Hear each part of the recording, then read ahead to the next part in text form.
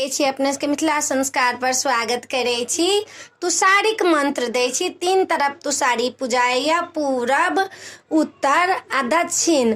पूरब के मंत्र द रहल छी। तुषारी जनक दुलारी, जटाधारी, माय गौरी, बाप महादेव, सात घर ब्राह्मणक झाँपि कऽ बेंदी नमस्ते नमस्ते। ई पूरब के मंत्र छला।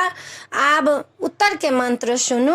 अथल पूजू पथल पूजू, पूजै छी तुषारी, माय गौरी, बाप महादेव, हुनकर पुत्र हम रानी, हम उनकर पुत्री हम रानी, पांच घर ब्राह्मणक बेंदी झाँपि कऽ नमस्ते नमस्ते।